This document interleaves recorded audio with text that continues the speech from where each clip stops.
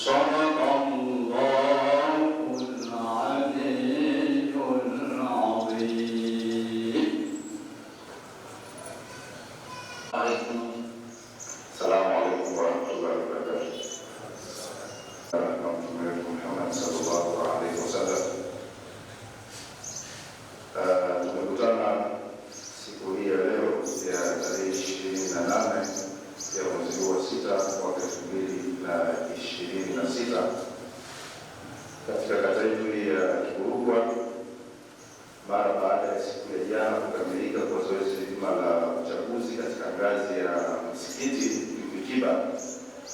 Leo tunagawa vyeti ama hati za ushindi kwa wale ambao waliopatikana kushinda nafasi hizo. Kwa hiyo nianze na utambulisho ambao ndio jambo la mwanzo kabisa kwa wale ambao walikuwa meza kuu hapa. Nianze na shehe mwenye kilemba hiki cha kijani cha nishati, huyo anaitwa Shehe Bakari Mahedi Mwamboka, ndiye shehe wa kata hii ya Kiburugwa, shehe wetu. Lakini upande wake wa kulia ni Sheikh Khamis Uthman Wangude, huyu ni mwenyekiti wa halmashauri ya kata hii ya Kiburugwa. Lakini anayefuatia baada ya mwenyekiti ni mjumbe wa halmashauri ya kata, anaitwa Uthmani Jokoro. Lakini pia alikuwa kushoto kwa shehe anaitwa Jamali Kibundula, huyu ni katibu wa Juvikiba kata hii ya Kiburugwa. Lakini pia upande wangu wa kushoto tunaye mjumbe wa Juvikiba, huyu anaitwa Baraka Masudi. Anayefuatia kule, huyu ni mweka hazina wa Juvikiba, Bwana Mtolela. Huyu ni mweka hazina wa Juvikiba kata ya Kiburugwa. Na mimi nazungumza naitwa Shwani Kunda, ni katibu wa baraza la mashehe kata ya Kiburugwa, lakini pia ni kaimu katibu wa halmashauri kata yetu hii ya Kiburugwa. Kwa hivyo nimeona niweze kutoa utambulisho huu, kisha baada ya hapa niweze kumkaribisha ambaye huyu tunasema ndio msimamizi wa uchaguzi kama ambavyo alikuwa ametangaza matokeo, Kwa hiyo kunakuwa na utaratibu ambao wa kuweza kugawa vyeti. Karibu sana. Shukrani.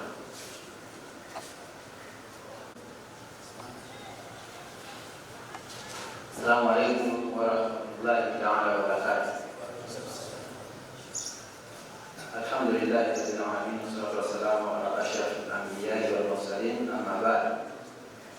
Kama Mheshimiwa Katibu wa Baraza la Masheikh Rungwa alivyotambulisha, mimi naitwa Jamal Igundula, ndiye katibu wa Jumuiya ya Vijana BAKWATA katika kata hii ya Rungwa. Wakati anafanya utambulisho, kuna mzee wetu ameingia hapa, Sheikh Tunga. Huyu naye ni mjumbe Baraza la Masheikh katika kata ya BAKWATA. Kwanza kabisa napende kuwakaribisha ndugu zangu viongozi wetu wapya wa Jumuiya ya Vijana katika ngazi za misikiti pamoja na matawi.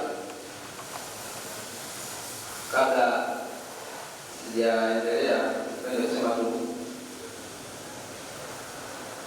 BAKWATA, Baraza Kuu la Waislamu Tanzania BAKWATA lina safu ya uongozi kuanzia taifa, mkoa, wilaya mpaka kata zote. Hivyo katika baraza kuna jumuiya mbalimbali.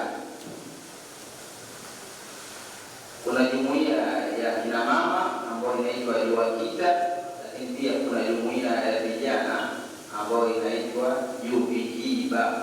Kwa hata kwa wale ambao walikuwa wanajaza zile fomu, tuliainisha pale juu kwamba ni fomu ya kugombea uchaguzi UVIBA ngazi ya msingi au tawi. Kwa hiyo wewe uliyeko hapa,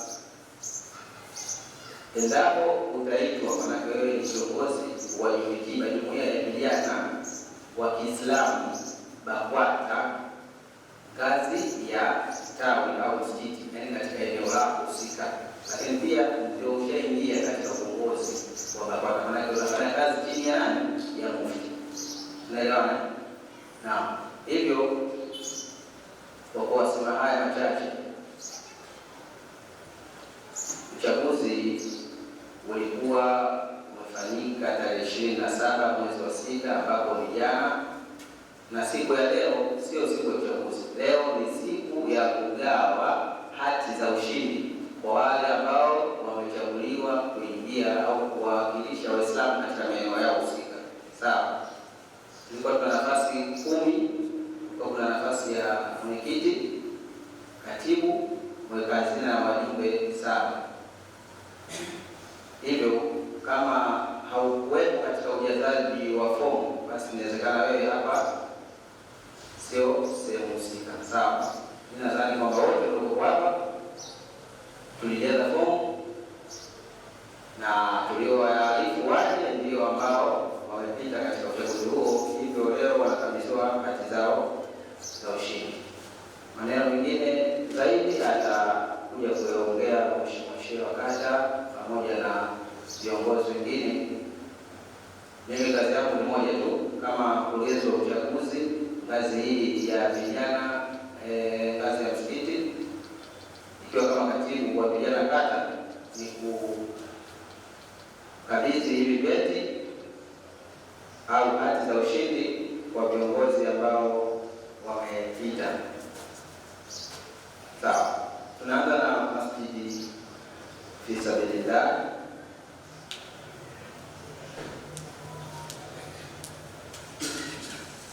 Sheikh Muharram Mohamed Mkokwa, yeye ndiye amechaguliwa kuwa mwenyekiti upande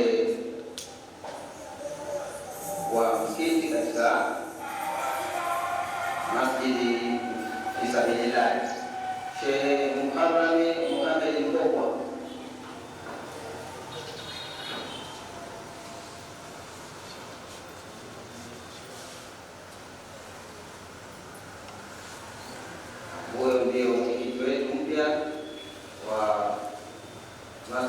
Fisabilillahi atakayewakilisha vijana wa Kiislamu katika maeneo ya cheo na majukumu ya kuhakikisha majambo ya Kiislamu yanaenda vizuri katika eneo la husika.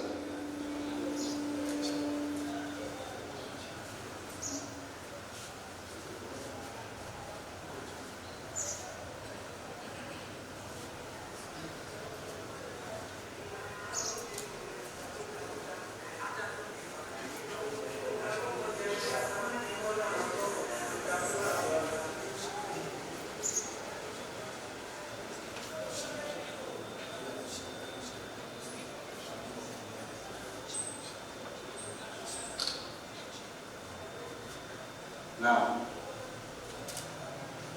hati ya ushindi hiyo ikikabidhiwa kwa mwenyekiti wa halmashauri BAKWATA kata ya Kituruka. Katibu wake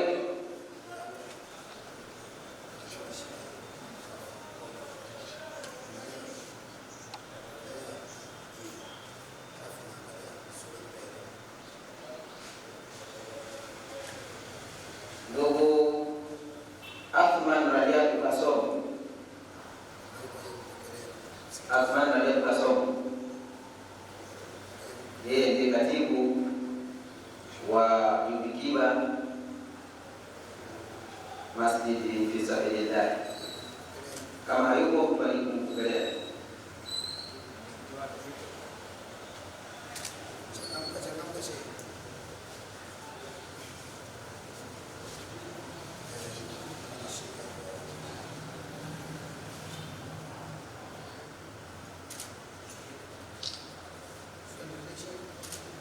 Mweka hazina ni Ismail Ramadhani Katundu.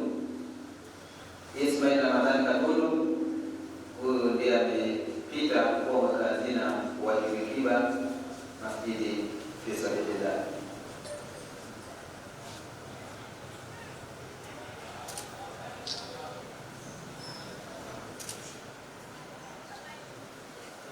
Hamisi Yusuf Mwangaya, huyu ni mjumbe.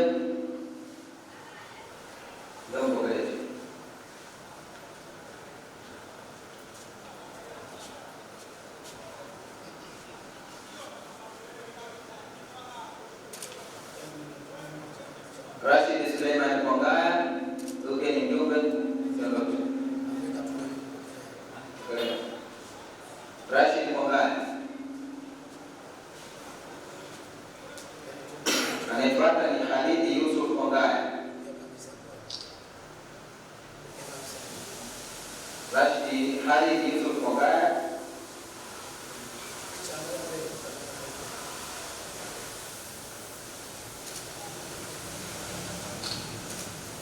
Adam Thomas.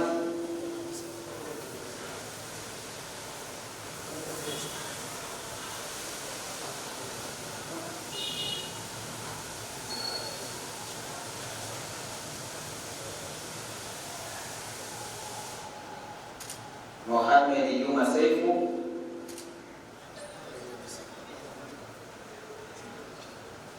Shaban Athman Ramadhani.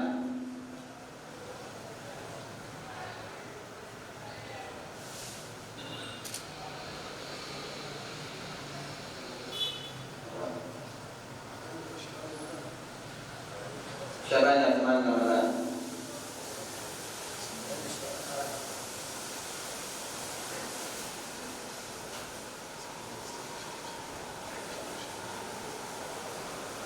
Hao ndio viongozi wetu wapya wa jumuiya ya vijana Yubikiba Masjid Fisabilillahi. Lakini tunaingia katika Masjid Taqwa.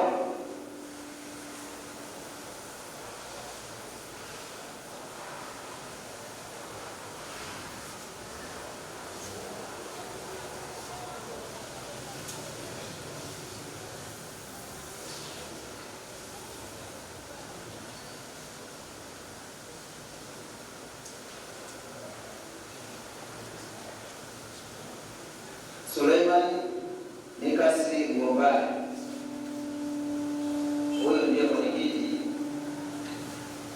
aliyechaguliwa katika Masjid Taqwa akiwakilisha vijana wa Kiislamu.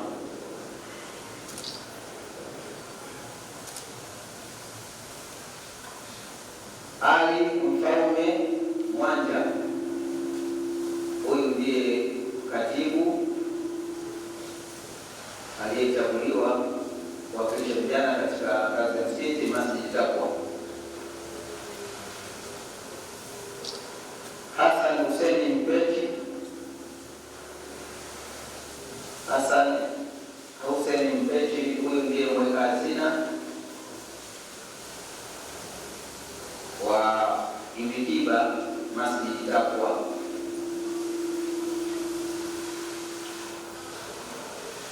Wajumbe: Mbwana Salim, Mbwana Salim,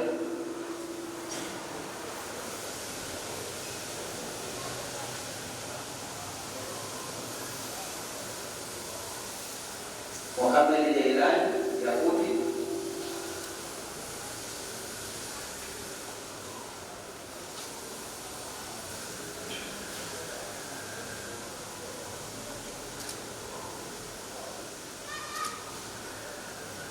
Juma Hassan Matibango,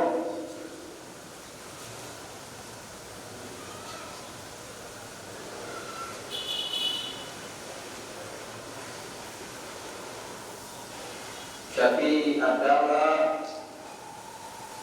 Shafi Abdallah,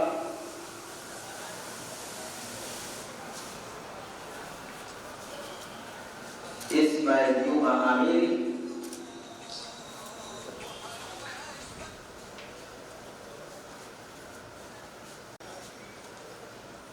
Sahau Magobeka,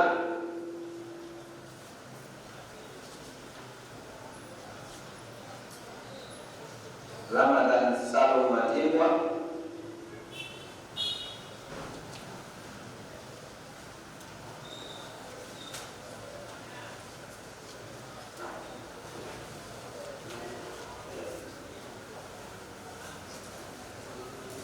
Masjid Filistin.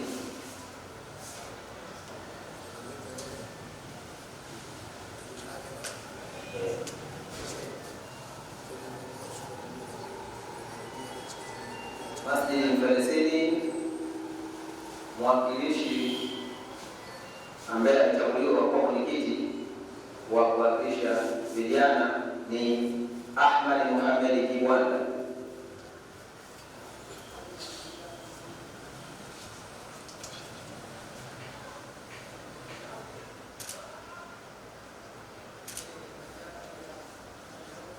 Katibu wake ni Shade Musa Ndembo.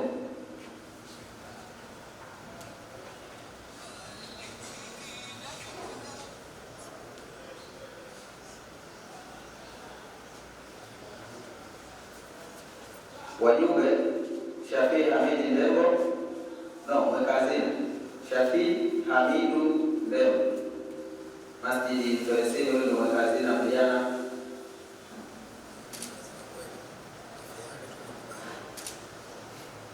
Wajumbe: Abubakar Hemedi Isa, Abdurrahmani Juma Msomanga, Shaban Rajab Mfaume, Shaban Mfaume,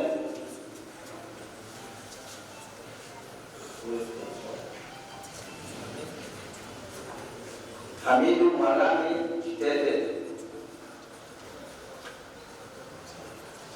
Hussein Hamisi Ndolea, Omari Mwalami Rashidi,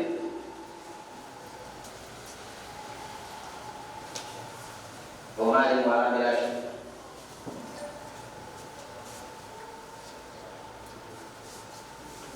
Naam.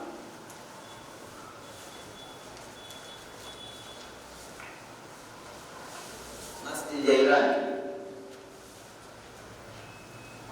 alichaguliwa kwa mwenyekiti wa vijana Masjid Jailani ni Athman Halfani Matimbo. Athman Halfani Matimbo.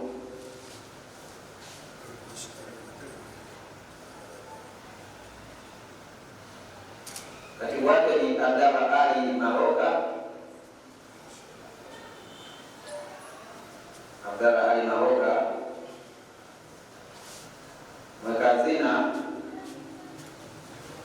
ni Hussein Abdallah Binja.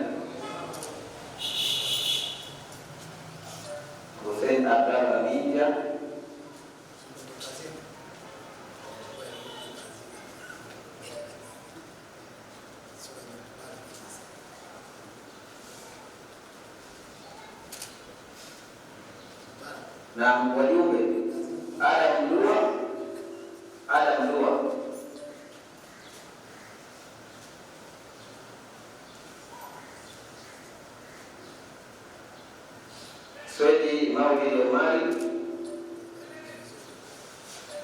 Swedi Maulidi Omari,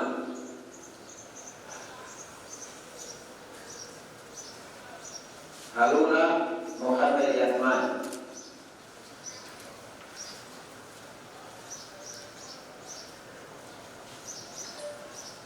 Hussein Ali Saidi,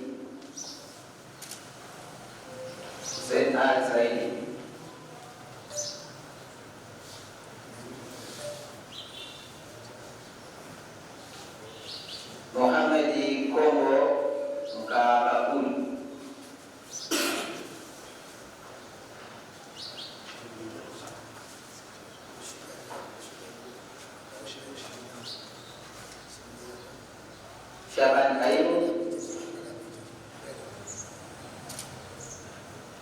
Shaban Kaimu,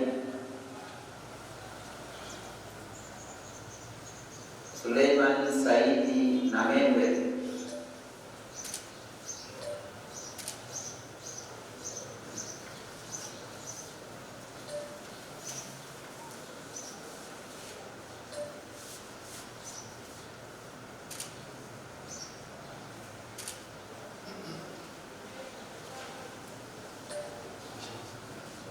na hao ndio viongozi wetu wapya ambao wamechaguliwa kuwakilisha vijana katika ngazi za misikiti au matawi. Hivyo basi, kwa mamlaka yangu niliyopewa kama mkurugenzi wa uchaguzi katika ngazi hii ya vijana, niseme zoezi limekamilika na nirudishe maiki hii kwa Mheshimiwa Katibu ili aweze kuendelea na ratiba zingine.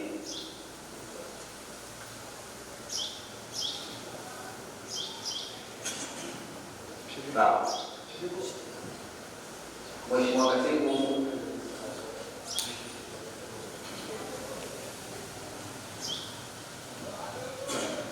kwa niaba ya Mheshimiwa Katibu, mjumbe wa Yubikiba ambaye pia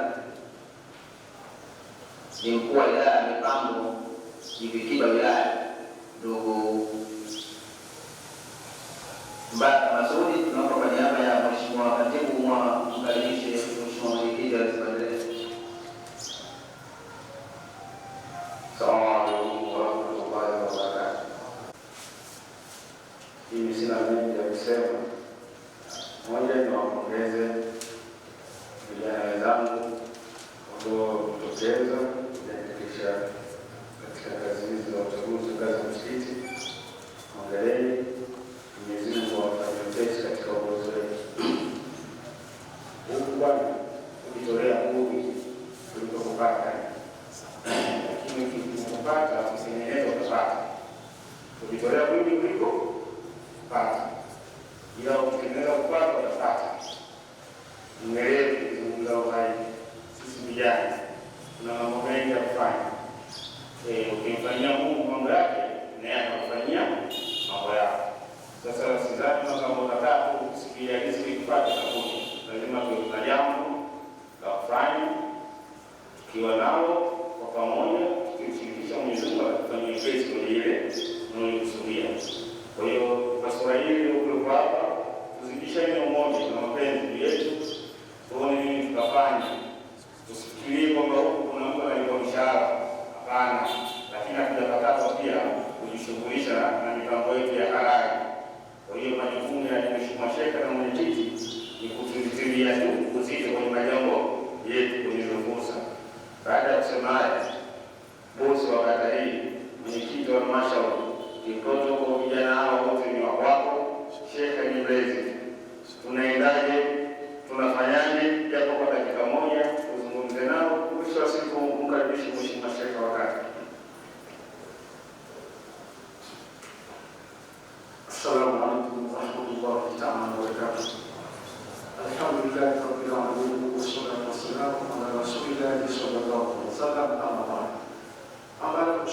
Mungu na kumtakia rehema Mtume wetu Muhammad sallallahu alaihi wasallam. Tunapenda kushukuru uongozi wetu wa vijana kata Kirugwa kwa juhudi kubwa walioifanya kuhakikisha kwamba tumeweza kuchagua wenyewe kwa wenyewe. Mwenyezi Mungu inshallah kila alopita Mwenyezi Mungu awabariki, na kila alochaguliwa au kuchaguliwa na alochagua Mungu na kuchagua. Kwa maana kwamba kila alopita katika uongozi wake ajue kwamba hakupita kwa alomchagua Mungu, ndio kamchagua kwa kiongozi. Sasa kama Mungu kakuchagua kwa kiongozi, naomba tuombe kitu kimoja: jeshi la Mungu ni kubwa, jeshi la Mungu ni kubwa. Kwa hiyo kuanzia sasa litambue, badilika, acha mazoea. Ule mpango wa kuchukua kapelo unakwenda kuangalia mpira kama wewe kijana, achana nao. Jua kwamba jeshi la Mungu lipo litakuona. Kwanza ni kwamba uchunguzi. Sasa hivi watafuatilia kila hatua, kila chembe. Hata ukisimama dada yangu mshoni, wanasikilizana kile halali. Wanakwambia kijana mzinifu huyo, kumbe kwa halali wale ndio kwa hiyo sio kama swali, uweze kukataza na kubanana. Sasa kwa sasa hivi tujiepushe na mifananio, tutakushuhati, tujiepushe na vile vitu kwa kufanana kwa kukataza. Kwa hiyo kitu hichi kinaweza kisiwa vibaya, basi jiepushe mapema. Kwa sababu la pili ambayo tunataka kuzungumza, tujitambue kwa sisi vijana tuliochaguliwa. Kwanza tukubali kufanya kazi ya uzalendo. Uzalendo ni kujitoa. Uzalendo ni mkuu ni kutetea mheshimiwa wetu wa Tanzania Shafaka Mzuberi na baraza lake, kuhakikisha wanalitetea. So tutasema baraza linasema wewe kinara waziri mkuu wa Tanzania. Kwa sababu uzalendo. Kwa uzalendo kwa kweli kama kijana, basi hakikisha kwamba unamtetea mheshimiwa huyu pamoja na baraza lote kwa ujumla. Wewe ni mzalendo. Ukikuta baraza likukosea, wewe kama kijana kwa baraza usilikosoe kwenye hadhara za watu. Mtafute kiongozi wako wa juu, maana kuna jambo baraza lifanye hivi sijaipenda. Wewe utafikisha kazi ndani mpaka mkoa, wilaya, mkoa mpaka taifa zima. Kwa pamoja kwa kama pia katika uzalendo mwingine ni kuhakikisha unatetea nchi na kutetea rais wa Jamhuri ya Muungano wa Tanzania atakayekuwa anatawala kwa Tanzania mpaka muda wake unakamilika. Kwa pamoja kwa kama ukitetea tofauti na hapo, wewe unasema sio uzalendo wa baraza. Kwa uzalendo unatetea mufti na baraza lake lote na kutetea rais wa Jamhuri ya Muungano wa Tanzania na viongozi wake wote bila kujali na dhehebu yao. Jitambue kwa leo baada ya kuosha kwa baraza, jitambue kwa wewe ni askari sio kwa kujitolea. Chakama kaka, jitambue ni askari wa kujitolea kimwenyezi Mungu na kinchi. Kuhakikisha unatetea nchi, unatetea mtu, unatetea baraza na unatetea Uislamu kwa ujumla. Uislamu umekataza mtu kuswali, haujakataza mtu kutoa sadaka, haujakataza mtu asiwapeleke watoto wake shule za maendeleo.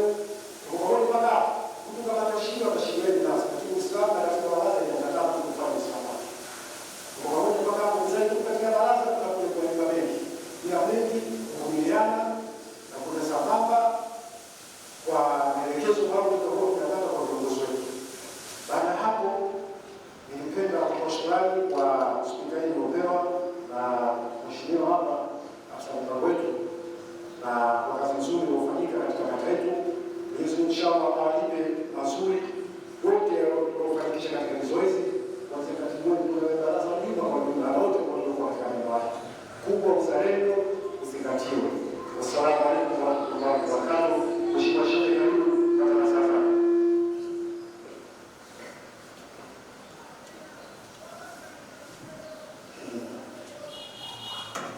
Assalamu alaykum wa rahmatullahi wa barakatuh.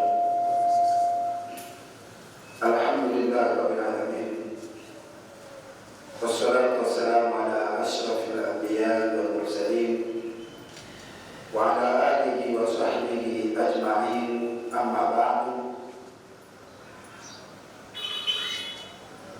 Meza kuu, Mheshimiwa mwenyekiti wa halmashauri MAKWATA kata ya Kirugwa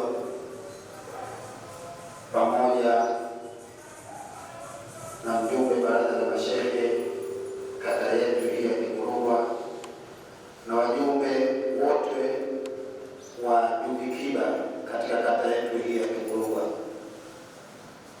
lakini pia na washindi wote ambao wameshinda katika uchaguzi huu katika ngazi ya Vikiba, umoja wa vijana katika kata yetu hii ya Kivurugwa, kutokea katika misikiti yenu. Niseme tena assalamu alaikum wa rahmatullahi wa barakatuh. Mimi kwanza nitoe pongezi kwa washiriki wote, lakini pia nitoe pongezi kwa wasimamizi wa uchaguzi huu, lakini pia nitoe pongezi kwa wasemao ambao wamepita hapa hivi sasa, akiwepo mheshimiwa amezungumza maneno mazuri na tayari ameshamaliza mazungumzo yake. Hii mwenyekiti, yametosha katika hadhara hii mimi kuto kuongeza neno tena kwenye jambo hili. Yaani sina nafasi ya kuongeza kitu katika jambo hili, lakini kwa vile sisi ni Waislamu lakini pia ni Watanzania, kwa niaba ya Mheshimiwa Mufti wa Tanzania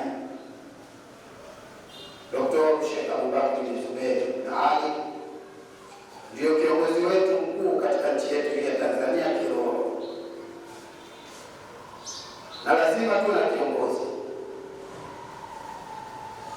na kiongozi sio lazima eti wakubali watu wote kwamba huyu ndio kiongozi wetu. Watatokea watu watapinga kwamba huyu sio kiongozi wetu, kwa sababu tu itikadi yake ambayo yeye anayo katika nafsi yake. Sisi huyu hatuwezi kumfuata kusema kwamba mufti sio kiongozi wetu. Kama mambo ya kwanza leo yameanza tokea enzi za Bwana Mtume Muhammad sallallahu alaihi wasallam.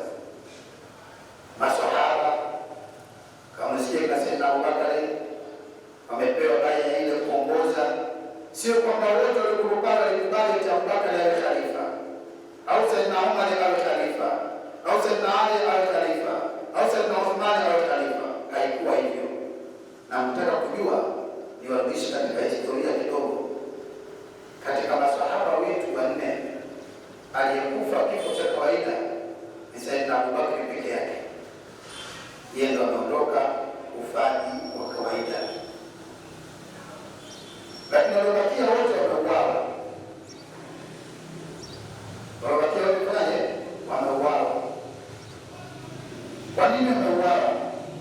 Waliuawa maana kuna baadhi ya watu hawakupenda eti Sayyidina Umar awe khalifa, Sayyidina Uthman eti awe khalifa, hata kama wakubwa walikubali hilo.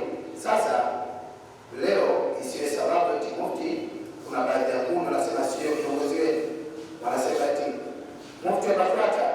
Yule sio mufti wa BAKWATA, ni mufti wa Tanzania. Na leo vijana wajivikiba ngazi ya msikiti, unatakiwa uchukue hili uondoke nalo. Ukisikia anaitwa mufti wa BAKWATA, mwambie bwana, hakuna mufti wa BAKWATA bwana. Sisi tuna mufti wa Tanzania. Ila taasisi yake aliyotokea kuingia kwenye uongozi wa kuongoza Waislamu Tanzania ndio ametokea katika taasisi gani? Taasisi ya BAKWATA, lakini mufti wa Tanzania. Si tunaelewa vijana hapo? Kwa sisi leo tunatoroka na hili. Habari ya kuja mtu kukwambia kwamba mufti hakuchaguliwa na watu wote. Viongozi wa kidini sehemu kubwa ya uchaguzi wao wanaofanya haufanyi na Waislamu kwa ujumla.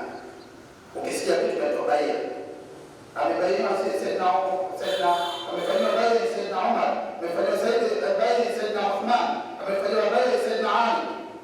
Wale walikuwa wanakaa mabwana wakubwa ambao wenye heshima zao, wanachuoni wenye taaluma, wenye heshima, wenye busara, wanasema kwamba wewe utakufaa kwa kiongozi.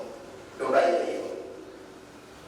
Haikutokea tu Sayyidina Uthman alipigiwa kura na Waislamu wote kwa muda huo, haikuwa hivyo. Na ndio tunakwenda na utaratibu ule ule, kwa sababu dini yetu sisi tunaichukua kwa nani? Kwa Mtume Muhammad sallallahu alaihi wasallam. Ndio miongozo tunaichukua kule, kwa kufuata miongozo ile. Kwa hiyo pia na mtu pia anapoteuliwa au anapochaguliwa pia usilazimishe jina lako kapige kura kama vile wanapofanya sababu zingine za kisiasa.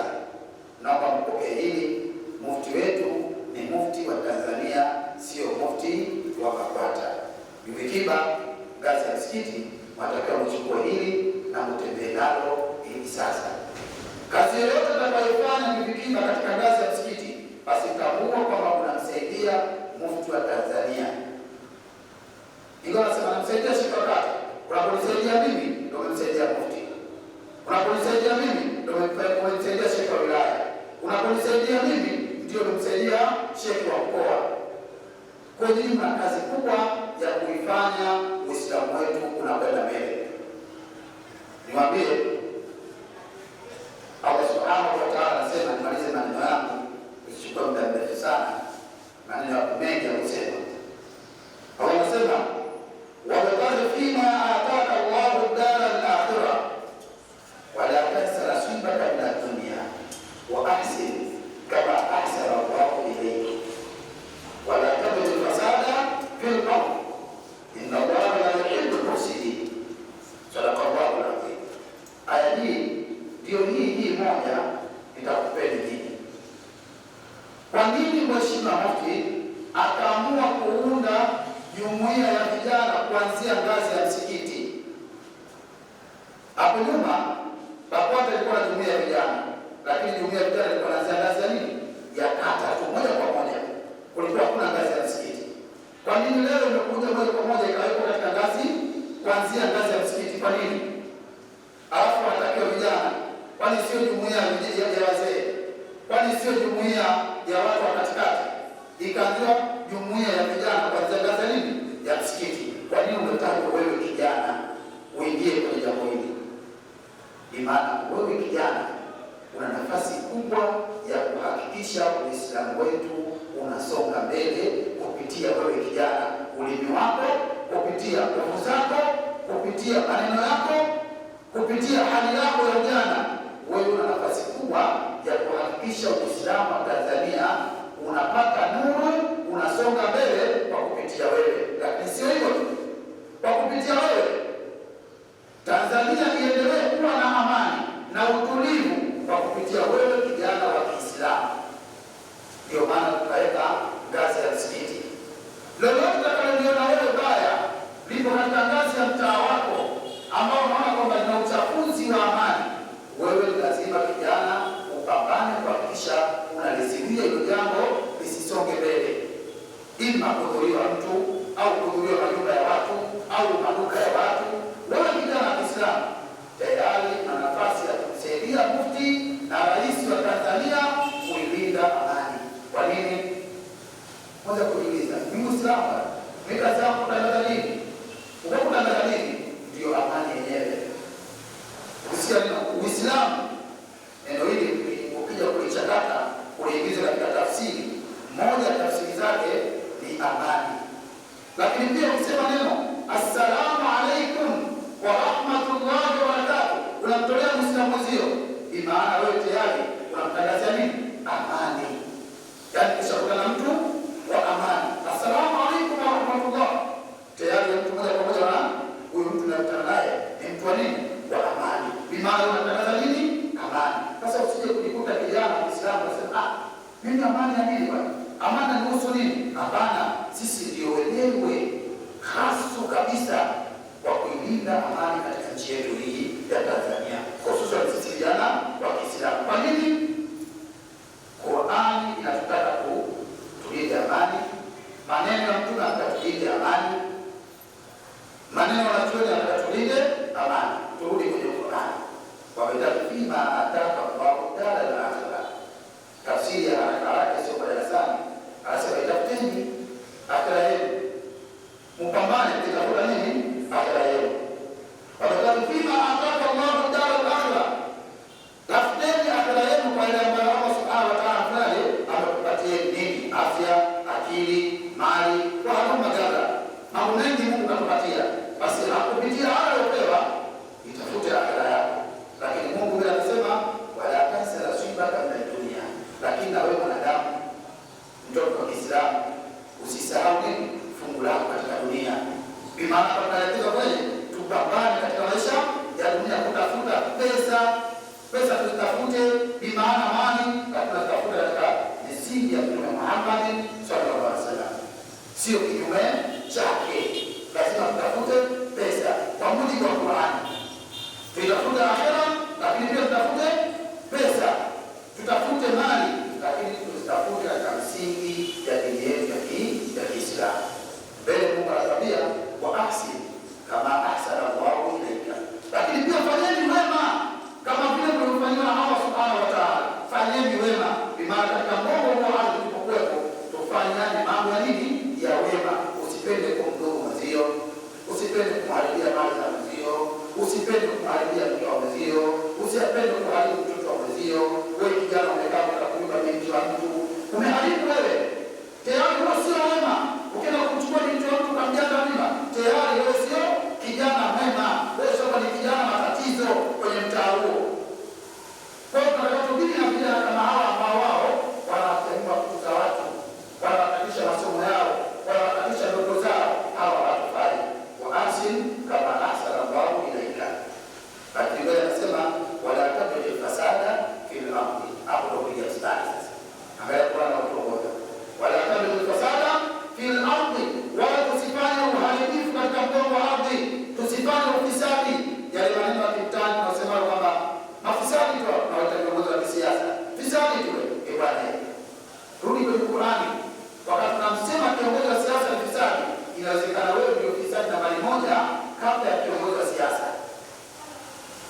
Ta'addid an-nafsa fa inna an-nafsa la'amaratun bis-su'i. Wakati tunamwangalia mbunge sema fisadi tu, diwani fisadi, mwenyekiti fisadi, hapana. Inawezekana wewe ndio fisadi wa kwanza. Ikiwa wewe uko tayari kuharibu ndoto za binti wa mwenzio, wewe ni fisadi nambari moja. Ukiwa wewe kijana uko tayari kwenda kuharibu, kupanga mikakati yenu ya kwenda kuvunja duka la mtu, wewe ni fisadi nambari moja. Ikiwa wewe uko tayari kwenda kupanga dirisha la nyumba ya mtu, ukachukua simu zake dakika 5 usiku, wewe unachukua zile simu unazo au pesa, kijana wa mtaani, wewe ni fisadi nambari moja. Kabla ya kusema fisadi ni kiongozi wa nchi, fisadi ndio au shirika, fisadi ndio au finani, fisadi, basi wewe jiangalie, unaipenda kuiba, ni fisadi nambari moja. Wewe unaharibu amani ya mtu kwenye mtaa, unamharibia amani mzee, hana raha kwa sababu ya wewe kijana, wewe ndio fisadi nambari moja. Wala tabghi fasada fil ardi, watu sifanye fisadi katika nini? Katika mgongo wa ardhi. Ufisadi huwa aina nyingi sana. Wapenzi wa Islam, Mwenyezi Mungu Subhanahu wa Ta'ala anasema katika Qur'an, inna Allaha la yuhibbul mufsidin, Mungu hapendi mafisadi wote. Wangazi wote, ukijijua wewe ngazi ya wewe kiongozi wa siasa ndio fisadi hakupendi. Ukijijua wewe mtu wa Kiislamu anafanya fisadi, Mungu hakupendi. Ukijijua wewe shehe kama mimi nazungumza hapa anafanya fisadi, Mungu hanipendi. Na mwingine wote, kwamba Mungu hawapendi kila yule ambaye anayefanya uharibifu katika mgongo wa ardhi. Mungu hatakuwa pamoja naye na wala hapendi. Wapenzi wa Islam, wapenzi vijana, nimefurahi sana leo kuwa na timu hii ya vijana na kuwa wamepata vyeti vya ushindi, tumeshinda kwenye uchaguzi huu. Mwenyezi Mungu akulipeni kila la heri. Kwanza tuitikie amin. Mwenyezi Mungu akujazeni nguvu, tuseme amin, za kupambana kuhakikisha dini yetu ya Kiislamu inakwenda mbele. Nyinyi katika upande wa Kigurugwa, mimi Sheikh Wakata ni mambo ambao nawategemea sasa kwa asilimia kubwa sana, kuhakikisha kwamba changamoto ndogo ndogo ambazo tunazo katika kata yetu ya Kigurugwa zinaondoka kupitia nyinyi. Na changamoto nyingi, madrasa zetu, namna usomeshaji, tunaposomesha madrasa, kuna mambo mengi nyingi, changamoto zipo, na imani changamoto zetu zilizokuwa nazo sasa zitaondoka kwa kupitia nyinyi na viongozi hawa ambao wako hapa kwa kushirikiana kwa pamoja. Nimalizie maneno yangu. Mtume Muhammad sallallahu alaihi wasallam anasema al-ittihadu sabilul quwwa, umoja ni nguvu, umoja ni ushindi. Tafsiri sio kwa darasani. Kwa hiyo kupitia nyinyi, kwa umoja wetu sasa, kwa kushirikiana na baraza, kwa kumsaidia Mheshimiwa Mufti, sasa baraza itasonga mbele, lakini pia la maendeleo tutapata katika nini? Kata yetu. Hakuna maendeleo yanayopatikana bila watu kuwa kitu kimoja. Tukishirikiana sehemu moja, tukawa kitu kimoja, basi rehema za Mwenyezi Mungu Subhanahu wa Ta'ala zitateremka.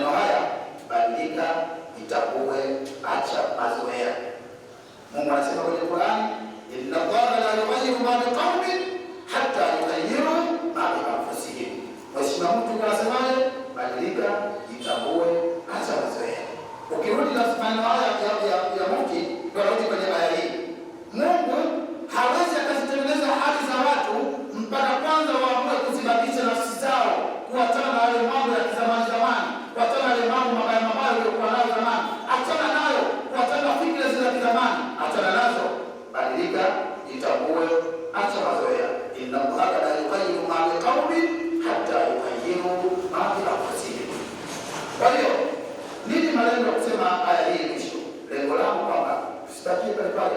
Bwana, madarasa yetu sisi kama ada shilingi 2000 ndio vile vile tu. Hatuwezi kubadilika sisi. Badilika, sio zama hizo. Rudi kwenye chekechea kwa hata ada zao shilingi 15. Inakuwa ni unasomesha Qur'ani wewe unapokea shilingi 2000. Na unakumelezika na hilo. Chilizike. Mungu anasemaje?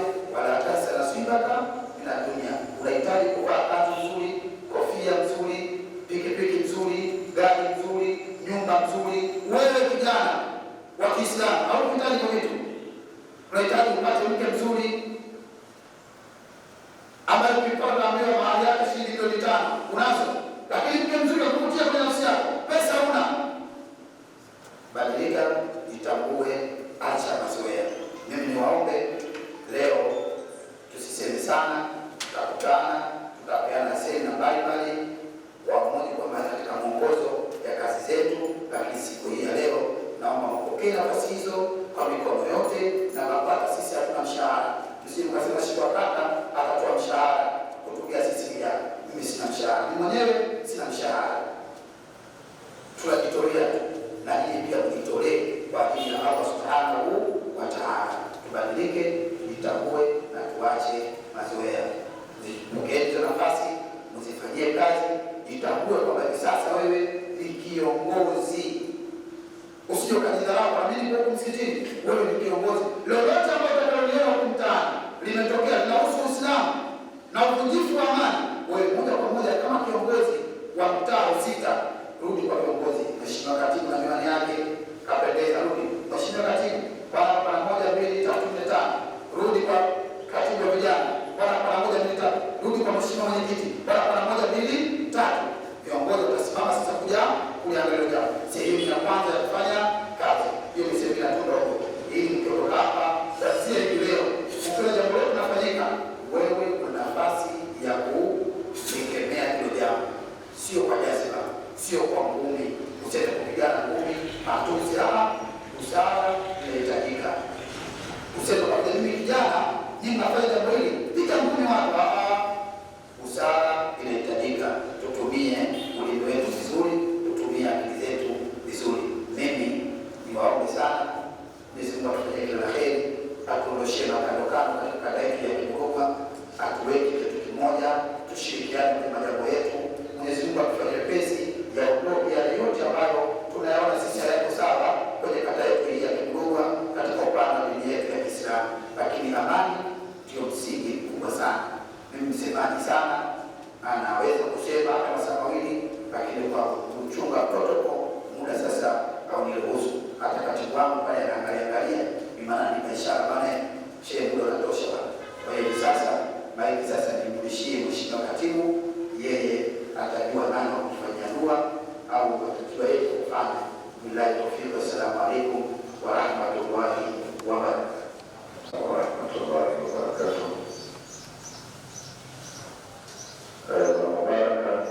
Neno na shukrani kwa niaba ya mwenyekiti wa Kigoma kata.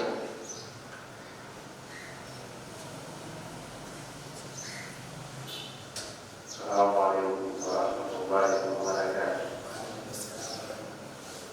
Kwa niaba ya mwenyekiti wa vijana wa kata ya Kigoma, Sukari Suleiman Mkweku, anawashukuru vijana wote na pia anawaombea Mungu na anasema yuko pamoja na nyinyi kwenye kila jambo. Kikubwa naomba kwa ushirikiano wenu na pia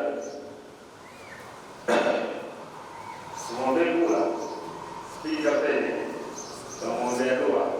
Mwenyezi Mungu akijalia amrudishe kufanya naye kazi. Mwanaelewa sipigi kula kwa niaba ya mkitongo vijana anashukuru na anawapongeza. Atumuombee dua na yeye tujumuike naye tuendelee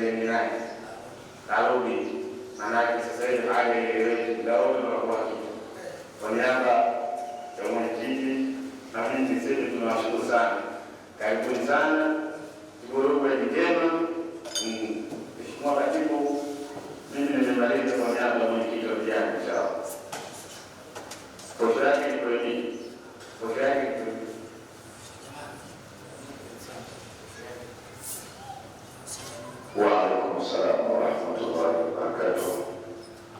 Yeye anamwombea dua, lakini anasema hafanyi kampeni. Nami nakuombea dua upate nafasi kubwa zaidi ya hii ambayo ulikuja kuwakilisha hapo mwenyekiti, maana hapo ulikuja kumwakilisha, lakini sasa tupate nafasi yenyewe ile au zaidi.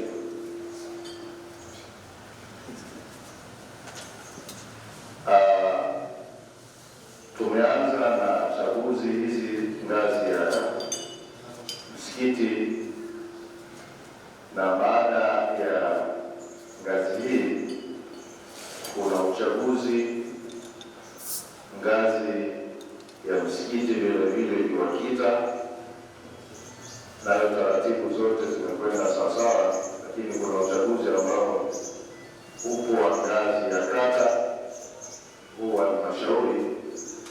Fomu zake wiki ijayo inshallah zitaanza kutolewa na taratibu nyingine zitaweza kufuata. Yule aliyetufungulia jambo letu kwaje hapa Kaongwe, basi kwa mjambo shehe utatuambia nani aweze kutufatia dua hiyo.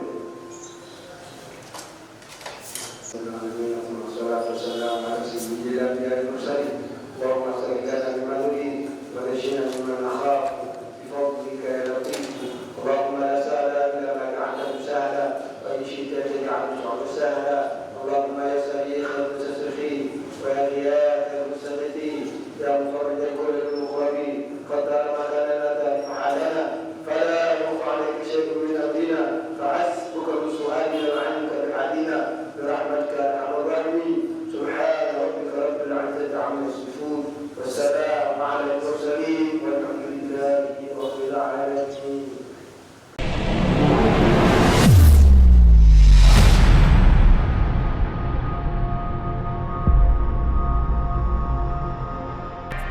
Unaangalia Al Khair Online TV.